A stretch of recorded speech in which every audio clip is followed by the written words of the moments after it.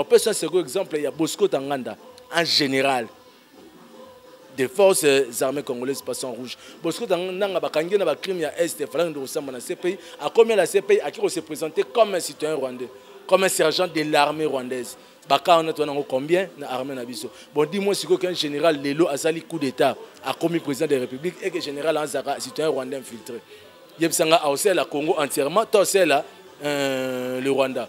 Pour Yeti a comment on a dit si Bosco Tanganda infiltré au Congo, c'est par.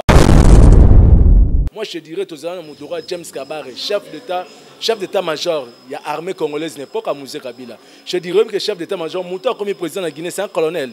Oh, c'est le coup d'état. Mais chef d'état-major à mon numéro 1 il y a armée. C'était un sujet rwandais. Imaginez ce quoi ça a coup d'état comme président du Congo.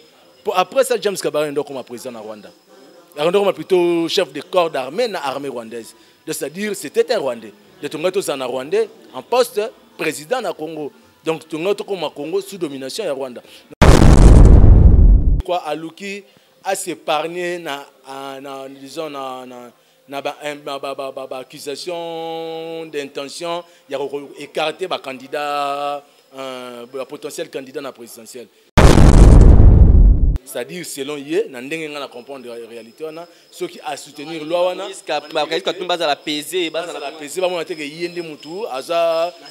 voilà, dans les collimateurs, il y a Roluka. Pour déstabiliser le candidat peut-être dans ce sens. Mais sauf que loi Noël Tchani est soutenable par rapport à tout ce qu'on a vécu.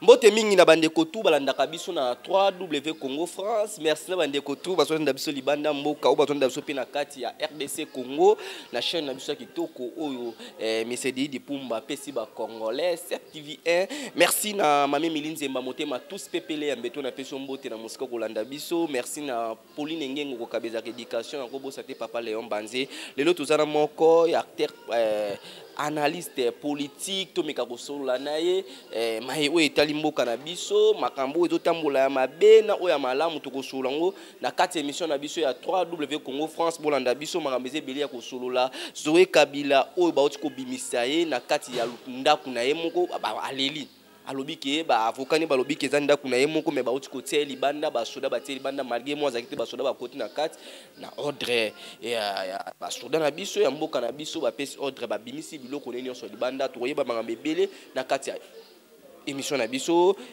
mbotende ebele ba kolando na kati ya 3W Congo France c'est la première fois oleka na kati ya chaîne na biso okoloba na nini par rapport ya chaîne. En tout cas, appréciation, Isaac Itoko, Matos, qualité de travail bien appréciée. Vraiment, courage et bonne chance à vous. Ils ont bien appréciable. Merci. Tu m'as dit, première actualité par rapport à Ram, Nekonabiso, ministre Nabiso, ministre Nabiso, qui bat ça. Au Kolobani par rapport à Yaye, autrement déjà Kalaming, Tebaroki, Kolongulaye. Bon, normalement, dossier Ram, le ministre qui bat ça. Innovation, ils ont abêté. À part, il y a développement, ils ont abêté. Mais sauf qu'avant d'innover, il faut ça peu étudier à terrain. Réalité. C'est-à-dire, les gens vivent avec un seuil de $1 le jour. Crédit, il n'y a pas si. Donc, régularisation, d'abord, il y a, dans disons, fixation. Il y a frais, non, il y a crédit, c'est la ralicolo. Il faut que réseau pour une solution qui ça va frais à crédit. Pour battre son crédit, on n'a pas si. On a juste solution, on a été. Au lieu de ça. Surtaxation, Moroboye, explication dans la communication, l'équipe bien, on ne sait pas. Essentiel, disons, en quoi ils ont servi bateau. C'est-à-dire, Mango Balobi, tantôt, ils ont pour la protection par téléphone, au cas où ils ont au téléphone, et vous permettent à ce que, ma téléphone, moi, il se servir en côté. Bon, tout le monde de l'ango, wapi, une adresse, il faut recourir. Donc, ils ont des questions belées, mais sinon, ils ont qui pensent le moment. N'a pas tout le monde développé, ils ont bien rémunéré, l'État a mis déjà apporté un plus auprès à bateau. C'est passable, mais avec plein de difficultés, qu'ils ont une solution, rajouter des taxes, on a vraiment intérêt dans côté. Intérêt dans côté, mais par rapport à premier ministre qui base à l'obaki qui est bon wana ezokota na makamu ya dossier ya service ya gratuité école. L'obaki ezo servir na gratuité et enseignement. on a gratuité ça sous gratuité donc gratuité comme contribution il y a bateau dépend il y a stratégie moko boye il y a taxe moko ça vraiment si le roi bino batiki si bino ko foot à Minerval mais bato foot ça bino na ba crédit na bino moko ba mbongo na bino pour dire crédit sur maman na mbongo donc na ba mbongo na bino donc ça compatible ça dit s'il faut l'État disposer gratuité il faut ça la gratuité par rapport à tout ce que l'État dispose comme budget comme recette il y a bah taxes et impôts réguliers. Mais s'il faudrait créer des taxes parallèles de manière spontanée pour subvenir à la gratuité, là ce n'est plus la gratuité. D'autres exemples, par exemple, ils permettent à ce que les étudiants soient Internet na facilité, na ba milieu musu public aux internet na facilité. Wana et comme ils sur internet, ça peut servir sur fait tendre ba bi na étudiants. Les internet toujours bisoni toujours contribuer pour na étudiants bas internet donc c'est plus gratuit donc zarara ko futa mbongo. Ce qui est gratuit le ko joue fait. Mais le ministre a sur la mabé. Donc normalement sur la mabé parce que la difficulté c'est belé les gens sont mal payés, les gens vivent très mal, bazan a besoin d'abord il y a l'État sert à quelque chose pour une amélioration, il y a la vie na bango. Ensuite, si il y a des taxes supplémentaires, ça pourrait passer, ça pourrait être raisonnable. Mais c'est ça, déjà le roi Moutana passe, aux autres baxés du sous passe. Donc, aux gens mouké, ben botte le sur mouké donc c'est pas un bon rôle.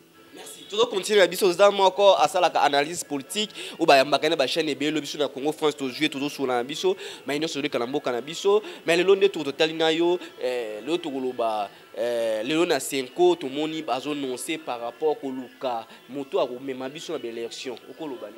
Bon, question, il y a désignation, il y a animateur, il y a senior, c'est une question très délicate. Au total, dans le 3e cycle électoral, donc dans le cycle Ouéouti Golanda, il s'est là bongo pour nous obimisa quand on est dans déjà toqué dans 4e cycle par rapport à 2023. Dans le cycle Ouéouti Goleka pour nous désignation quand on est dans c'était le même problème.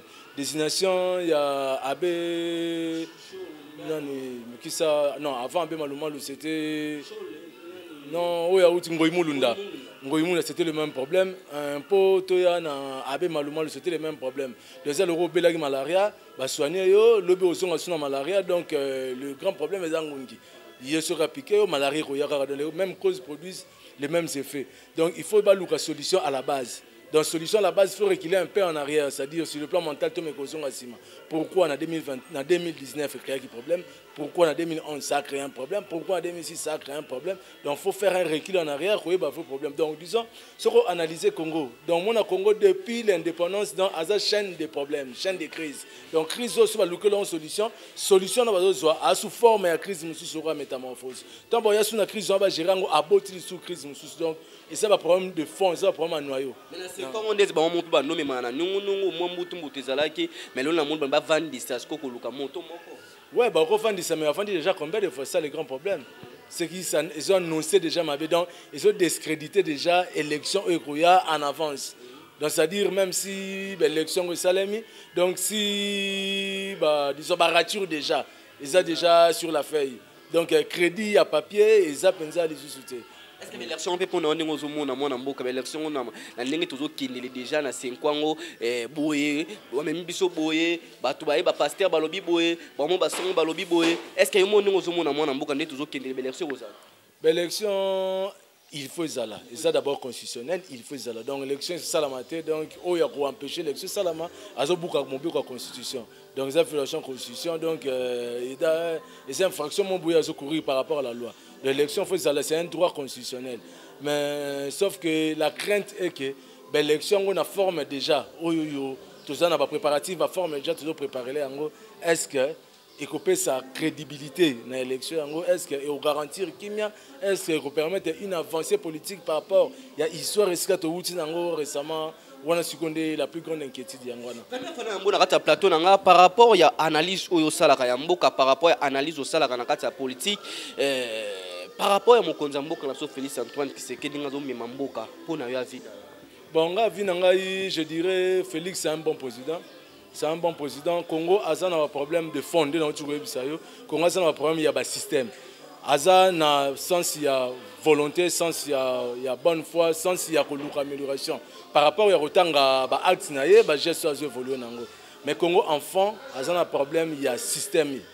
d'organisation politique ya Congo. Donc yango ne mutu et ça permettre compatibilité na mutu ko gérer Congo na mutu ko diriger Congo. Donc ça dit to ko longwa na ye to remplacer Mokonzi Mususu. Mais c'est à dire système tout ça ba recadrage peut ça la mingi sur des bases politiques, sur des bases institutionnelles, sur la forme et la politique ya Congo yemoko pour que permettre animateur à Congo, animateur politique ya Congo base en facilité. Maintenant que la base on les assister à d'autres sujets sous to PC cravate costume non to ba fêter président Fachiti sko nanu a même biso na vision ba congolais bandoze la tête. Ouais ba tante écoute y en a biso te, c'est-à-dire na ba tante oko komate mais c'est la volonté qui compte. Et ça le roi moi c'est na mobali en mbongo te sur place ça na l'art te. Mais moi c'est quand même que mobali nanga a na volonté moko boye ya kopesa. Donc, quelque part, Abimaki, à mon avis, on a 100 pamba ya pesneti gratuité. Ou à Luka qui a payé ça batu. Donc, bien que ça, connaître les difficultés, on a des explications, ram, tout ça, le ministre a expliqué. Mais à cela quand même la volonté, on a que les parents congolais vont souffrir dans le minaval. Donc, tout le monde est épargné, bango, n'a pas frais, il y a minaval, ba foutate, ils ont un avantage.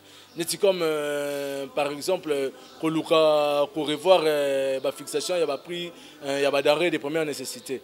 Donc, sa volonté, il manifeste, on a battu. Il peut aller manifester. Donc, quelque part, il a la volonté, mais sauf que Congo, par rapport à l'organisation étatique sur la base du Congo, ils se permettent. Donc, ça va bloquer et belé à revoir. Bien sûr, Congolais, c'est un peu particulier. Africain, en général, l'Afrique est pauvre d'abord. Pour ne pas. Moi, je suis au Congo, tout appelle la difficulté à comprendre. C'est-à-dire Afrique noire. En général, il y a un problème, il y a un problème à mon cas. Il y a un Angola, il y a bien, il y a tout ça. Mais il y a un Angola, il y a le roi en France, il y a le roi en États-Unis, il y a le roi en Japon. Par rapport à Mbo Cannabis, difficulté, et ça, c'est pour tout ça, une histoire politique un peu particulière. L'histoire politique, il y a Congo, il y a Congo, Brazzaville, il y a une histoire politique, il y a Kenya par exemple, il y a une Zambie. Donc, on a fait au biso de vivre et ramener biso à niveau haut tout ça. Donc il faut tout regarder comment remonter pente. Mais ce qui est vrai, Congolais sont couffés en la réalité. Vous êtes analyste politique, vous êtes analyste politique, vous êtes là, vous êtes là, vous cannabis. Première fois dans le plateau, nous avons mis tout dans le gouvernement et président Fachi pour la vie. Gouvernement, il y a président Fachi, mais gouvernement de la République. C'est-à-dire que tout un système. Il y a une union sacrée. Il y a une union sacrée, donc. D'abord pour la précision, c'est un système semi-présidentiel. C'est-à-dire le gouvernement est issu du Parlement. C'est-à-dire le gouvernement, il y a des députés. Les députés doivent monter au gouvernement. Le président a validé. Si ils sont compatibles, à approuver, ça va, ok, on peut démarrer avec. Mais sauf que le gouvernement a s'affiché qui vouloir être responsable. Bon, jusque-là, ils ont les intentions de vouloir bien gérer les choses. Mais, sauf qu'il faut revenir. Congo a des difficultés, mais il faut la soumise à l'étude. Par rapport à Vina, par rapport à Vina personnel, je crois encore. C'est-à-dire, je crois encore na bango, mais sauf que bazo connaître les difficultés belé au biso faut accompagner bango par rapport à toutes ces difficultés. Surtout que dans la logique où il y a condamnation, il y a bon, difficulté ça d'abord les ressources financières. Congo a un problème à canaliser bambongo na ye. C'est-à-dire bambongo ça que Congo il y a biso ba congolais qui fait côté par-ci par-là, tu as une évasion et belé dans tous les sens, dans toutes les formes. C'est-à-dire ça bambongo monsieur soukana ba poche batu et ça bambongo monsieur sur étranger. Baza co-exploité. Non, bazolandela, ça dit c'est vouloir remettre de l'ordre. Ordre aux gens, ça on a jour mon côté. Ordre et côté on a jour mon côté. Dans ça le roi salité nanda kuna salon pour combo le salon, combo la un coup de balette. Donc faut que ça combo combo ti aux 30 minutes, il est du temps. Des appels le roi Mboka. Donc Fachi a y peut-être pour installer un nouveau système. Une nouvelle image, une nouvelle vision. Et après, en continuité, tout le monde a logique qui est en destruction, tout ce qu'on a logique qui est en construction. ou reconstruction s'il faut dire. Analyse nous sommes là quand on a bande qu'on a biso ya ngambu ya pepper de ton balelaka ke net pouvoir o ba net ba coincer bango net ba simbisa bango touche net ba zwa bango ko kanga bango pour nous monter tout le monde de ko jouer déjà batui lupa on est o ya gombe batie libanda ndeko nani matata ponyo fo ayana ale kana justice mais ndeko matata ponyo pe makanisa lobike yepe fo ale kapé atana nisa yepa ko mokonza mboka ko sa la vie na bon, c'est le droit de tout Congolais. Attends, si tu remplis les critères, tu comme Konzamboka. Mais dire que pas problème en justice, bazo luka peut-être pour que empêcher en politique, on a la réalité. Non, par exemple, il y a Dominique Strauss-Kahn, Azaka président, il y a FMI. Potentiel candidat à l'élection présidentielle en France. Alors, l'adversaire est pour le déstabiliser. Loura qui est en fonction, il a été accusé de viol. Le problème, c'est que Bazo Loura va déstabiliser. La politique est permis. Tous les moyens, tous les coups sont permis. Sauf qu'il faut moyen au Bazo qui sont à la vraie. C'est-à-dire, Massa Oyoyo a Moïbi, a Ibaki. Mais à ce candidat présidentiel, moins tu cassé, tu vois qu'on a raison, il y a qui Moïbi naïe. Oui, valable. Hillary Clinton a qui potentiel candidat à l'élection présidentielle à la course de Donald Trump. Mais pour nous déstabiliser, qu'est-ce qu'ils ont fait? Ils ont mis a réceptionné qui de manière irresponsable, c'est-à-dire ambassadeur américain. Donc, peser ou pas, là, ce n'est pas un problème. C'est-à-dire, toi, potentiel adversaire en politique, il faut éliminer par tous les moyens. Sauf que les moyens sont légal, les moyens sont répondre aux critères de la loi. C'est-à-dire à Ibaki, ce que ça fait à Ibaki. Donc je crois maintenant qu'il doit faire de manière responsable pour qu'il ait gardé l'idée qu'il y a plutôt candidat dans l'échéance électorale prochaine, c'est d'affronter la justice, de prouver son innocence et de permettre de remonter la crédibilité et de beaucoup plus de confiance auprès des électeurs congolais. Merci. Tout que Nabiso petit na souka poto si ça Nabiso intervient Nabiso. Maintenant on a qui idée à Noël Chani. On a mongo sala ka analyse. Idée à Noël Chani awa et baby si ba calcul et kangisi bande ko mususu et tende ko Moïse Katumbi trouble na mutu après ba yoko boya ngo monde président Fatia lobi ke bato ba dirigeant biso liboso. Bazaka pe ba congolais. Non, c'est-à-dire, je ne suis pas de cet avis à président Félix, dans ce sens. C'est-à-dire qu'il fallait beaucoup plus de temps, il y a qu'à réfléchir sur l'intention des fonds au Noël Chani à apporter. Chaque mboka, au moins si l'autre a un problème auto-vivre au Congo, c'est un problème, il y a un verrou. Au moins indépendance, liberté, tant que tu as préserver, protéger, il faut bomber. Si on bombe bien, en tout cas, il faut au père de liberté, on a eu Yosuzoki. Réalité, à Congo, on a connu beaucoup de faits, beaucoup de problèmes. Cela ne veut pas dire que ça n'a rien à voir avec Kobongi Samboka, to Kobebi Samboka. Et c'est question de trahison. Il fallait une très bonne étude sur la question. En tout cas, je crois que par rapport à Vina, c'est-à-dire quoi, Alouki a s'épargné disons accusation d'intention, il y a écarté le candidat, le potentiel candidat à la présidentielle. C'est-à-dire, selon lui, on a comprendre la réalité, ceux qui a soutenir la loi,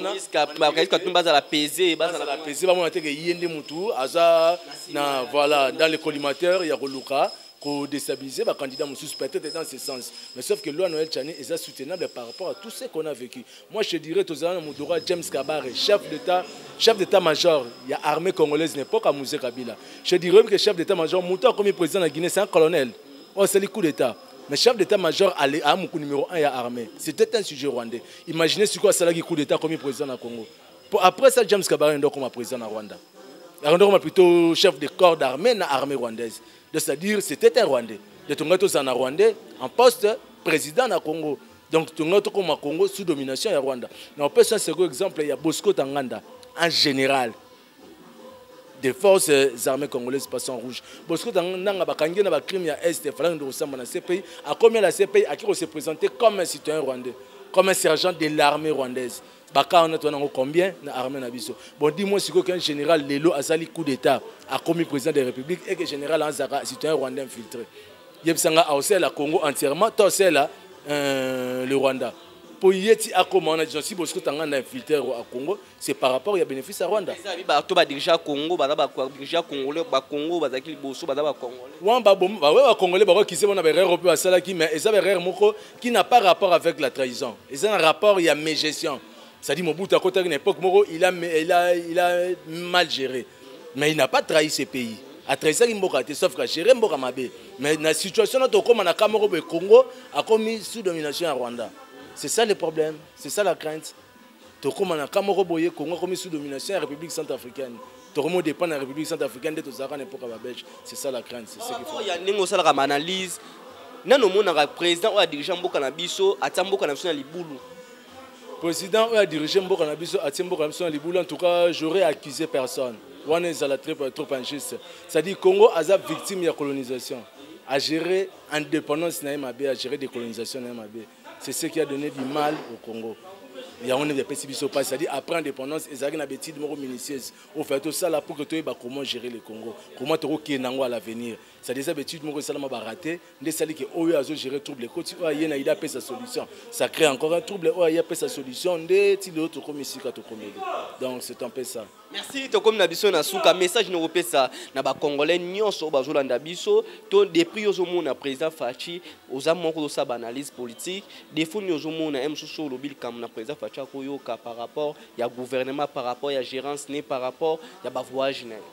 Bon, bah voyage me conduit à voyager toujours dans le monde moderne. Le même chef d'État français, bon, ça dépend de la politique, de la situation. Je vous dirais Sarkozy à son époque, à voyager Giming. De façon Hollande, à voyager Giming. Je vais prendre moi 2-3 exemples. Mais le Congo, politiquement, il doit travailler service de la communication. Il doit savoir bien communiquer sur ce que lui il apporte, sur ce que lui il veut. Pour exemple, on a un bébé à Sali, comme œuvre. Mais c'est mal communiqué. Il a des potentiels, disons, adversaires, pour ne pas dire adversaires, opposants. Il y a beaucoup plus dans la campagne, il y a un côté négatif, un côté faible. Ce qu'il faut comment communiquer, point fort, comment communiquer, grand apport aussi à Sali, aussi pour que permettre de retrouver l'équilibre auprès de la population. Mais sauf que quant à la population congolaise, je dirais, tout ça, on a la logique, il y a condamnation, mais il y a une logique, il y a réflexion, il y a quoi apporter, il y a quoi améliorer. Pourtant, que tu as condamné Félix Tshisekedi, il a déjà président, il a déjà gagné sa vie, tant qu'il monte à Bimaraton, il a vie. Mais Bisso, ceux qui 5 ans, dans 5 ans, Bisso n'est pas opéré, Bisso est souffrir. Et c'est important que nous accompagner dans la réussite. Il y a aussi un mandat à l'équipe, tout que la logique, il y a un accompagner, pour recadrer, qui est dans la condamnation, c'est nous qui perdons le temps. En tout cas, je crois essentiel pour l'instant, mais les Congolais, tous les Congolais, tout apportant au soutien, tout apportant au amour, et c'est l'unique mboka où tout ça Merci. Merci Nandenge Boyambinga na plateau na bino. Vraiment, et c'est mon makasi, na receveur lisusu, soki mbalasi ma invitation koya, toza dispo pour na partager ma kanisi na oetali botamboli ya politique mboka na biso. Merci. Merci na ndeko tubalandi biso, merci na Mesedi di Pumba, merci na Canardo na sima caméra, ngana mto kutani mbala sima na ba analyse na biloko nyonso to kosala na bino onyo sur le kanakati mboka na biso. Ciao.